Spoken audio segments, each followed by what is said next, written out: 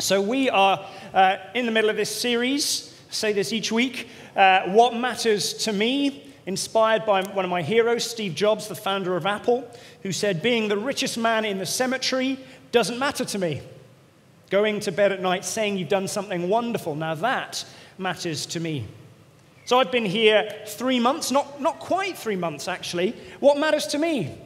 And you're beginning to get a sense of those things that make me tick, those things that have shaped me and influenced me, my passions and priorities. You've heard me say things again and again, and you will have noticed that some of the talks kind of relate to each other, and it will be the same today. You'll be able to think back and say, oh yes, I can see how that fits with what he said a couple of weeks ago. But it's very much part of a conversation. It's running alongside something I'm enjoying very much indeed, something we're calling More Tea Vicar, which is just afternoon tea with the vicar, really. Cakes rather than cucumber sandwiches, I have to confess to you. And it's an opportunity for you to share your passions with me, because I want to hear what's right at the top of your priority list as well as you hearing from me. So 12 weeks, 12 things that matter to me. And we are at the halfway point today. I bet you're all really relieved about that. So far, we've looked at, it's all about Jesus. Jesus is on every page. Grace changes everything. We have begun the wild goose chase. We've looked at share what you love, and all of those are online. So if you want to, you can either see them on the St. Peter's Harrow YouTube video. If that sounds a little bit complex, you can just go on to rodgreen.tv and they're all there. This week, we are looking at All You Need Is Love. And Gordon's going to put the slide up. Look at that, without any prompting at all. And you have a little task today. So this is where I see who are the pop culture gurus among you. You will detect one or two pop cultural references as we go. If you can detect them all, whilst paying attention to what God might be saying to us this morning, you will get a little reward from me, okay? See how we go. But what we are looking at today, as we think about All You Need Is Love, is this. What does it mean to be a disciple, a follower of Jesus? And that definition of discipleship is essential for building a culture of disciple-making, which is what I think we're all about, aren't we? We need a common vocabulary, a common language, a common understanding of what it is we're trying to do. And so this morning's talk is an important one. So let's kick off. What's love got to do with it? What is a disciple? What does it mean to be a disciple? What does it mean to make disciples? What's it all about? Well, it's not about learning more. Now, that might sound counterintuitive at the beginning, because the word disciple comes from the Greek mathetes, which actually means learner. But what that doesn't mean is the accumulation of information. What I've spoken about before as Bible trivia, or theology trivia, or church history trivia, for that matter. I am not a disciple of Jesus because I'm reading a biography of George Whitefield at the moment, good though it is. He was a great revivalist in the 18th century, in case you're wondering. So learning, it matters. Don't mishear me. It's a good thing. But it's a means to an end. It's not the end. Does that make sense? So learning isn't the goal of discipleship. You don't think I'm a more mature disciple now because I know more of my Bible now than I did then. It's only a tool of the disciple. So it's not about learning more. It's not about doing more either. A disciple isn't an activist. I'm really sorry for those of you who are activists. But being a disciple isn't an activist. Being a disciple isn't all about changing the world or making a difference. The difficulty with this is it's the easiest way really to gauge somebody's maturity on the surface. So you can measure attendance on a Sunday, for example. So we're a little bit low on numbers today. That's because I know people have gone on holiday because it's half term. So I can tick in my box. Who are the really committed ones who are still in church this Sunday? There's membership. You can tell who's in a small group. And you can say, yes, that's clearly, these are the disciples in the church because they are in a small group. Perhaps they're serving on a team. if you're not serving on a team, I'd really encourage you to do so. Join up the welcome team. Andrula would love to hear from you. Fantastic way to meet people, enjoy kind of a little bit of teamwork together, and just be a great blessing to us as we welcome newcomers into our services. Giving is another way in which you can say, hey, look, here we are. Discipleship is all about being an activist, isn't it? Or even praying and practicing these spiritual disciplines. Now, they are, I'll be honest with you, all helpful indicators. But if you think about it for a moment, they're all external, aren't they? They're things that we're doing. So they're really easy to fake. And that's why Jesus consistently challenged the Pharisees, because they were really good at these things, and they measured their holiness on those things. And he describes them really pretty critically as whitewashed tombs, as hypocrites, those who focus on the outside and neglect the inside. So I want to say to you this morning, doing things matters. Don't mishear me with that. But again, it's a means to an end. It's not the end.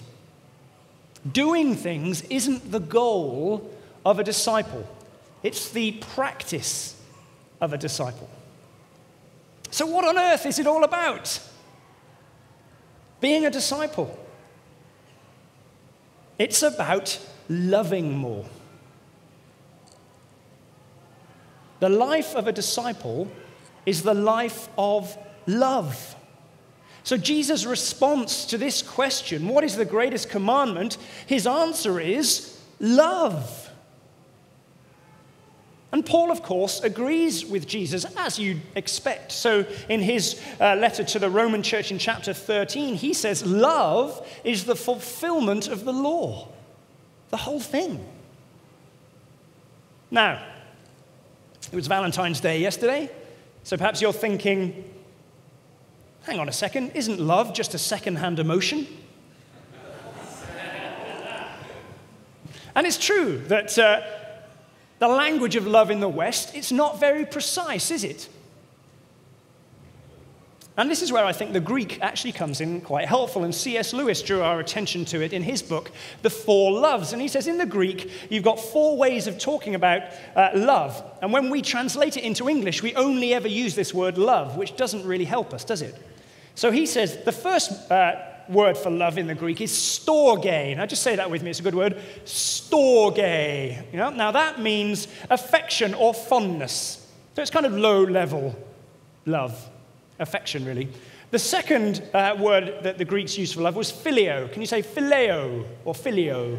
That was good. Phileo, good accent. I like it. That means friendship. Philadelphia is brotherly love. It's friendship of the brothers. And it's based usually around some sort of common interest. So knit and natter, they're expressing phileo. Okay? Eros. You can say that when it's easy to say, eros. Yeah? And that's the one that our culture is obsessed by. That's the one that says, well, actually, if you want to have a great date on Valentine's Day, go and watch 50 Shades of Grey.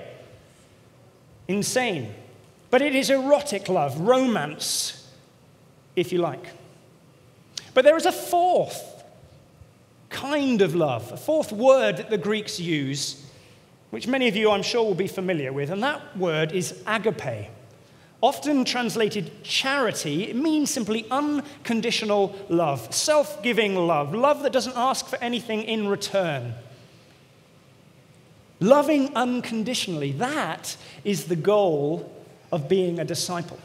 That is what being a disciple is all about. So what matters to me? Well, what you know and what you do doesn't really matter to me that much. It's important, but it's not what I'm aiming for. How you love, that's what matters to me. Recognizing that being a disciple means loving more, that's what matters to me. So, part one, what's love got to do with it? Part two, who do you love? If being a disciple means loving more, who is it we are to love? Because if you think about love, love does have a direction. We point our love at someone or something, don't we? There's a trajectory. It's aimed at something. So what is the object of our love? Well, you'd probably say straight off, almost instinctively, well, we're Christians. We're to love everyone, aren't we? Well, I think this passage says we can be a little bit more specific than that, because Jesus defines what that means. And he says effectively that there are 4 movements or trajectories, 4 things to love. We've got 3 in this passage. I'll read us a second passage in a moment, and we'll see the 4th. 4 objects of love: God, neighbours, self, and each other. So, love God. You might think about that. It's loving in an upwards direction, kind of up. The first movement. And that's got to be our priority. Worship comes first. That's why we sing. That's why we gather. And what are we worshiping? We're worshiping God for who he is and for what he has done. It's very easy just to focus our attention on what he's done for us, which is an amazing thing, but we mustn't forget to worship God for who he is. Again, I've got 4 G's that I've always found really helpful, and they might help you as well. And the first is that God is great. He is awesome and magnificent and all-powerful and omnipotent, almighty, all of those words. He is great. Secondly, he is glorious. He is absolutely beautiful. He is the full expression of existence. Everything that you want and desire in life can be found in this glorious God. So he's great, he's glorious, he is good. He defines what goodness is. He is goodness itself. And fourthly, he is gracious. He is for us and with us because he loves us, not because of anything we have done ourselves. So great, glorious, good, and gracious. Do you think you can remember that? Good reasons to love God. We can learn to love God. Have you ever wondered, somebody said this to me the other day, and I thought I'll just say this to you because it was a huge help to me. Do you know what God's love language is? Why not just leave that out there? Have a think. What is God's love language? How does he like to be told that he's loved? And do you use that love language? I'd encourage you to do so. So love God. The second object of our love is our neighbours. We are to love our neighbours. Now that, if you like, is not up, but is out. It's a second movement of love. Now, you might say, well, who is my neighbor? Well, funnily enough, somebody asked Jesus that, and he talked about this Good Samaritan, who was obviously the enemy of the person who was wounded in the story, if you don't know the story. The point is that anyone could be your neighbor. And so really, when we say love your neighbor, we're saying love others. Love those around us, wherever we might find ourselves. That might be with neighbors. We might be called to practice the art of neighboring. Now, I wonder, do you know your neighbors? If you just moved, that's okay. You might not. But do they know you? Really? Do they know who you are? For you, it might be on the front line in the workplace. Do you know your neighbors at your workstation? Do you hang out with them on the coffee break, or by the photocopier, or over lunch? Do you create time to be with them? Maybe you go for a drink after work. It might be that we're trying to reach an area. So I think you can think about neighborliness, if you like, as concentric circles. Here we start perhaps with West Harrow, but we don't just want to end there. We want to reach the whole of Harrow. In fact, we have a passion not just for Harrow, do we? We love London, don't we? So this great city that God has placed us in and called us to is the outer rim, perhaps, if you like, of the target that God has given to us, or the ripples as they go out, and perhaps they go further afield. People leave us and go to university and go across the UK, maybe overseas. And there we're wrestling with issues of the common good, and justice and community and poverty. That's what it means to love your neighbor. So we've got to learn to love our neighbors. Up, out. And then the third direction of our love is to love ourselves. I'm kind of calling that to stand, because it's so often forgotten. It's this third movement. You see, and to love ourselves, it's not rooted in what others think of us. It's not rooted in what even we think of ourselves. It's not about self-esteem. The Apostle Paul, when he was writing to the Corinthians, said one of the things that for me is the most profound of the things that he said, and he said many profound things. In chapter 4 of 1 Corinthians, verses 3 and 4, he said this: I care very little if I am judged by you or by any human court. Indeed, I do not even judge myself. It is the Lord who judges me. Can you imagine getting to that place and the freedom that that would bring? The love of self that you would have because you know that you are loved by the Lord. And so what this means is that our love of self is rooted in the gospel, in what Jesus has done for us, in what God thinks of us, in what God thinks of you. Not in what you think of yourselves or what others think of you, but in what God thinks of you. Isn't that great news? And so that means when we are trying to define ourselves and love ourselves, we can talk about ourselves as forgiven and free and righteous and alive and chosen and adopted as children of God. We could talk about ourselves as new creatures, part of this new creation, this renewal of the cosmos. We can talk of ourselves as victorious over Satan and clean from those things that have been done to us. We have been given a new identity in Christ. We are truly loved. And you can't love until you know you're loved. So we've got to learn to love ourselves. Learn to love yourself. The third movement. And then there's the fourth movement. If you have got your Bible open in front of you, just flick over to John chapter 13. Page 1082, if you've got one of the church Bibles. So in Mark, in the reading we had earlier on, Jesus was asked, what's the greatest commandment? And he says, love the Lord your God, love your neighbor and as yourself. And then, as he's meeting with his disciples near the end of his life in John chapter 13, he says, a new command I give you. So you've heard those three. Here's another one. A new command I give you. Love one another. As I have loved you, so you must love one another.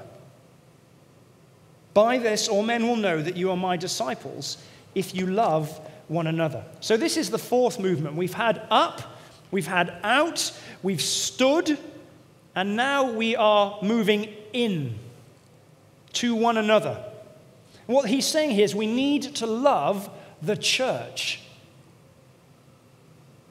You can't follow Jesus unless you love his church, because it's his body. Now, what does that look like? Well, there are countless one another's in the New Testament. I'd really encourage you to go away and just kind of do a Google search, one another's in the New Testament, and you will see hundreds of them. But here's a few.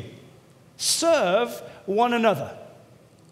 So again, play your part in this church. If you're not part of a team, serve one another. That's what we're here to do. Be kind to one another. Encourage one another. Speak positively. Speak words of affirmation. Speak God's truth into people's lives. Encourage one another. Speak well of each other when you're talking about them behind their back. We need to learn to love the church, to love one another. So what matters to me? loving one without the others, that doesn't really matter to me. Does that make sense? I don't want experts in one. I want all-rounders that can love in all those different movements. So are you good at one? Can you say, well, actually, I'm an awesome worshiper. I love God. But actually, my neighbours, I don't know any of them. Perhaps you're more of an activist. You think, well, actually, I'm brilliant at outreach. I know my neighbours really well. But when it comes to loving myself, I have a really low view of myself. If you're good at one, practice the others. Because loving as Jesus told us to love, that is what matters to me. So what's love got to do with it? Who do you love? Last one, love changes everything. That's not Andrew Lloyd Webber, just so you know. So double prize if you can work out who that was. Jesus says that we are to love everyone with everything. Every part of us. No, not in segments, not in parts. We're not to compartmentalize ourselves. We are to love with the whole self. Now, the Bible describes the self, who we are, in a variety of different ways. And they don't all fit together really neatly, but they all do inform each other. So, for example, one way that it talks about the self is to talk about body, soul, and spirit. So the body in Greek is soma. It's the physiological, the five senses that we use in our daily lives. They make up the body. Then there's the soul. The Greek term for that is psyche. We're talking about the psychological, your mind, your emotions, your will, imagination, reason, affection, conscience, those sorts of things. And then there's the spirit. In the Greek, that's pneuma, and that's our regenerated nature. You only get a spirit when you're born again and you receive new life. That's one model. Hebrews talks about the heart. And that can sometimes be translated as guts. It's not just your emotions, which is what we tend to think of it today. It involves your thoughts and your will. So it's really the seat of your personality. It's yourself. So that's another model. Today, we're looking at this model that Jesus gives us: mind, heart, soul, and strength. That's what I tend to use because I think it just provides us with a little bit more detail, kind of unpacks the body and soul model for us. So let's look at those things. And then whilst we do that, I'm just going to get this thing out. So the first thing he says is that we need to love God with our minds. Love God with our minds. So love involves thinking. The psychologists among us would say that's called cognition. What you think about. So your perception, how you see things, how you learn, your understanding, your reason. It's the realm of ideas and interpretation. It's about remembering and truth. And that's because you can't love what you don't know. You can learn to love. And I think this insight that we love with our minds is key in our romantic culture. Secondly, we love with our hearts. So love involves our feelings, affectation, how you feel. Emotion is part of love. That's easy for some of us to say, more difficult to feel. It involves our passion, our instincts, our imagination. And the truth is, you can't love what you don't feel. Love is more than a loyalty or allegiance. The good news is you can deepen your feelings. The third thing is we love with our souls. Now, in this particular instance, I'm defining souls in terms of our will, what we want. So love involves your desire. What psychologists would call conation, with a single N, apparently. So what do you want? What's your treasure? The thing that drives you, that sense of longing and striving after something. Because the truth of the matter is you can't love what you don't want. The good news is that you can redirect your desire in the right direction. And then the last thing, and I haven't got another color, so we'll go there. We'll go black again, is body. We love with our strength.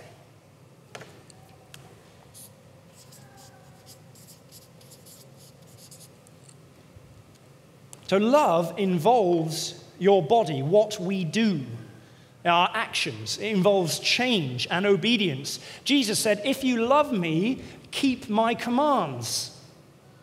So love is a verb.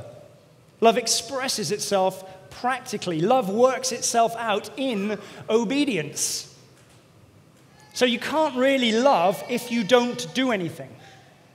The good news is that you can practice love. Now, what I want you to get here is that this is a cycle of love. Okay? And you can wind it up, like a jet engine. Okay, and that's what you want to do. You want to get this moving, so you move from one to the other. Now, you can enter in at any point. But usually, the process starts with the mind. So when you read Paul's letters, he always begins with truth. He always appeals to the mind, which then enthuses how we feel, which informs and shapes what we want, which leads to what we do. And then we go back again, and we keep going around that circle, and momentum starts to build just like a jet engine. So you need to be intentional when you're doing this stuff. You need to work your way around it. And you might do that by yourself, you might do that with others. But take one of the movements of love, one of the objects of love, and say, okay, today I'm going to think about loving God. And I'm going to start with the truth of God, which is going to lead me to engage my heart and how I feel about God, which is going to mean that I want him more. I want to please him more, so I'm going to change the way I live this week. Does that make sense? You see how that moves? So what matters to me? Loving with everything we've got. Every part of us. Quite simply, that is what matters to me. So just to kind of wrap things up. What's love got to do with it? Well, being a disciple, making disciples, is all about love. It's not learning more. It's not doing more. It is loving more. Well done. Who do you love? We're called to love everyone, but that has 4 objects. Love God, love your neighbours, love yourself, really key, something we often miss, and love one another. And then lastly, love changes everything. We are to love everyone with everything, with our minds, our hearts, our souls, and our strength. And when we do that, Jesus promises that we will be known as his disciples, because we will be known for our love. That is what matters to me. Shall we stand?